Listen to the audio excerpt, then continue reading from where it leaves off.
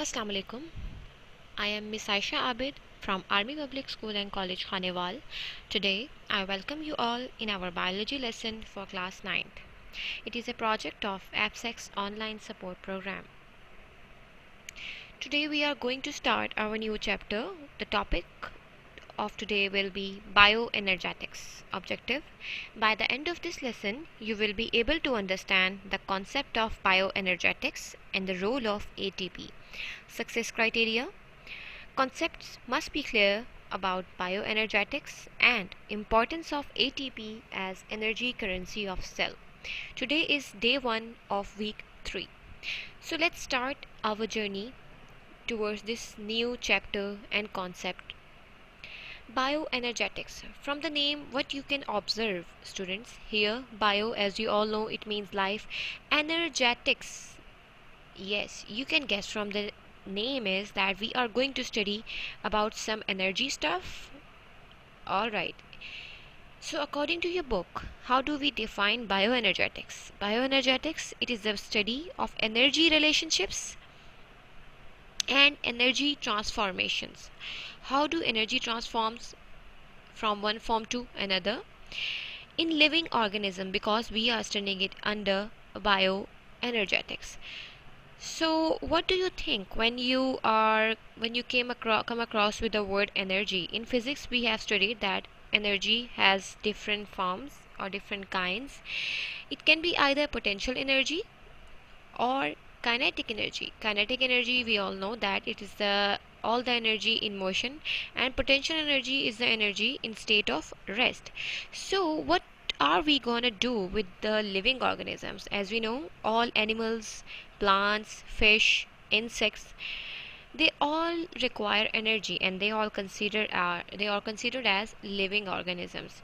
So in bioenergetics, we are going to use this energy and apply it on all these living organisms, either animals or plants. So let's start. The main concept of energy is that energy can be of potential energy and kinetic energy, as we already know. So let's have a concept in your mind about energies and interconversions. When a person riding a bicycle, it's moving up on a small hill. While moving up, he is having the kinetic energy because it's that person and that bicycle is in state of motion. But when it reaches at the top, it stops there and gains some energy and starts again. So when it is again moving, it is obviously again kinetic energy. But which type of energy is when the person or the organism is in state of rest? Obviously it is potential energy. So what is the point of discussing these two types of energy? We will discuss it later. When we discuss ATP or energy in living organisms, we come across with a term, very popular term called ATP. And by living organisms, we mean every cell of those living organisms. It can be either plant cell, which is having those green color organelles called plastids, and that green boundary cell wall. In animal cell, there is no cell wall obviously, and no plastids because animals do not carry out photosynthesis. While in bacterial cell, no nucleus, only DNA inside the inside the cell, flagellum, and a few of the organelles. Now, come across the term metabolism. What is metabolism? Metabolism includes all of the chemical reactions that are taking place in our body. What is the role of energy in metabolism? And metabolism can be of two types: anabolism and catabolism, and the reactions are catabolic reactions and anabolic reactions. In anabolic reactions or anabolism, which is a kind of metabolism, smaller molecules they join together and make a large molecule, and you can see here in this phase, these small molecules that are scattered in space, they are now bounded with each other with the help of these special black thread bonds. What are these bonds? This energy that we are providing all those smaller molecules, it saves in those black bonds, and this is the factor, that energy and that bonds are the factors which are giving us this large molecule from those scattered small molecules. What happens in catabolism? In catabolism, a large molecule that we have already synthesized is breaking down into what? Smaller molecules, obviously. And we have to get all the ingredients, like in this reaction, anabolic reactions, we utilize energy and make large molecules. When these bonds they break down, obviously there is a release of energy, and that energy, kids, this is ATP. So that was the point of discussing those anabolic and catabolic reactions of metabolism. I hope you understand that topic. Anabolic reaction, there is always synthesis of molecule, large molecule, while in catabolic reaction there is always breakdown with the release of energy. Let's compare it with ATP. When catabolism occurs, this large molecule is going to be breaking down into two smaller molecules. Like in this case, large molecule is breaking down into smaller molecules. These two molecules that they are joined together after catabolic reactions, they are separated, and also ATP is also released. But when in anabolism, we use this energy and those molecules, we have to join these molecules, because in anabolic reactions and anabolism, we make large molecule from small molecules.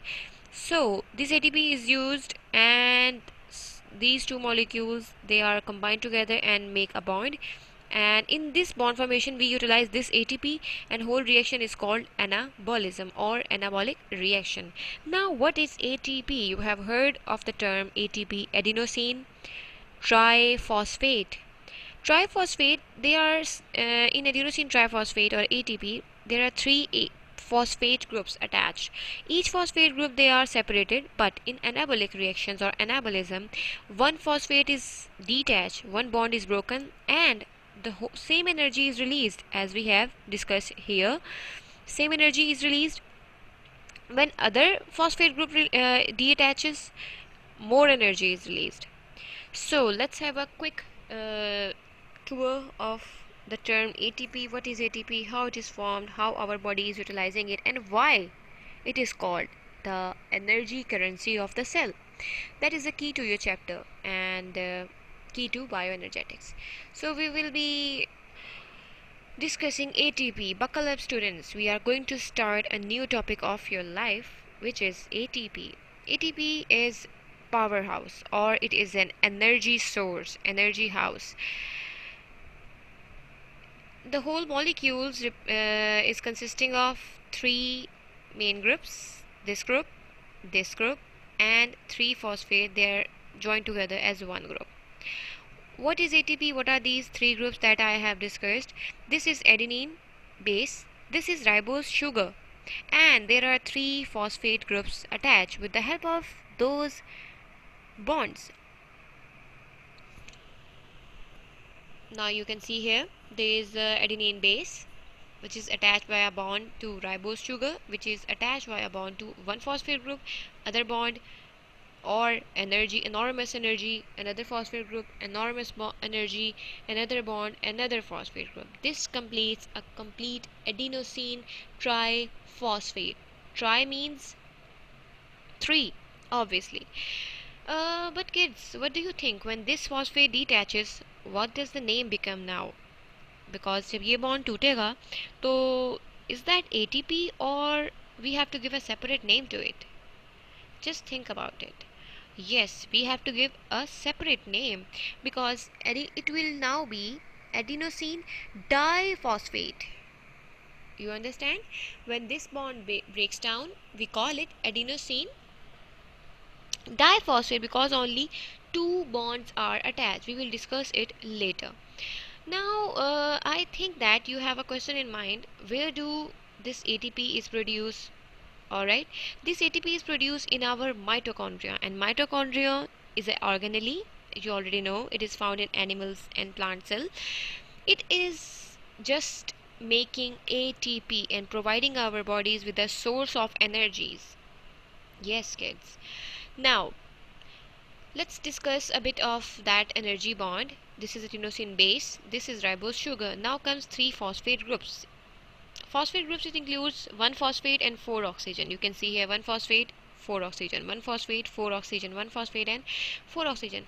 When this phosphate attach, this is a very high energy bond which is attaching this phosphate to this phosphate, and obviously this phosphate and this phosphate are attached to same high energy bonds, which in result, what do you think, what happens when this phosphate bond is breaking down? Obviously that energy which is trapped in both molecules, between those molecules, has to be released. This is the energy we use in our body. You can see here, when this bond breaks, catabolic reaction occurs and also energy is released.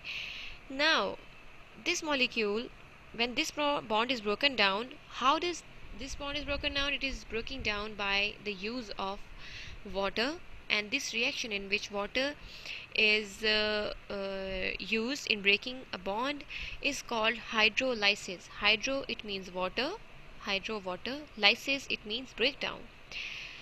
So let's come to the topic. When ATP, it it's one phosphate breaks down, like here one phosphate, its breakdown, you can see it will release a lot of energy, 7.3 kilocalories of energy. And what does it become? It is now, it is not ATP, it is ADP, adenosine diphosphate. All right, next topic we are going to study is the use of energy. Where do we use this energy which is released in our body? Let's discuss this topic. We and our body use this energy, enormous energy, in the synthesis of macromolecules. For example, large molecules which are DNA, RNA and other proteins. Where do proteins occur in your body? Your hair has special protein, keratin protein. Your nails have protein. Your blood has specific protein, fibrinogen. Your flesh has proteins. Everywhere your body you have proteins, and obviously you are going to use this energy. And movement and transmission of nerve impulse. Where do nerve impulse come from? They come from brain to different parts of the body. All right, and from different parts of the body it goes to, and it is giving signal to our brain. In active transport and in exocytosis and endocytosis. I hope you must be very clear about those terms, active transport, exocytosis and endocytosis, in your chapter number 4. So before summing up this lesson, we have to get a quick recap of our lesson. We studied that energy is having different kinds. In metabolism, we are going to study energy. Bioenergetics, it is the study of energy relationships and energy transformations and conversions in living things. We have studied conversion of potential energy into kinetic energy. After that we studied ATP as energy. And where do we study it? In different cells: animal cells, plant cells and bacterial cells. Then we studied metabolism, in which two reactions are taking place. In anabolism, large molecules are synthesized. In catabolism, large molecules are breaking down with the release of energy. That energy is called ATP. What is ATP? It is adenosine triphosphate. In ATP tour, we studied that the components of ATP are adenine base, ribose sugar and phosphate groups. And where in our body or in our cell this ATP is being synthesized? The powerhouse or factory of energy is mitochondria. So we have discussed that in each phosphate there is a very high energy bond. When one phosphate bond break down through hydrolysis, it will give rise to enormous amount of energy, and ATP molecule converts into ADP molecule, and our body uses it in different function: transmission of nerve impulse, synthesis of macromolecules, exocytosis, endocytosis and active transport. So students, what do you think that whenever we are taking food in our nutrients, we call that we have to get energy or energy drinks? Do you think that those energy drinks giving us ATP? This is your assignment for today. Alright, I hope you understand that what is bioenergetics, what is ATP, the use of ATP and all those characteristics, how do our body is using this energy which is released by breakdown of ATP. So that's all for today. Good luck for the rest of the day. Allah Hafiz.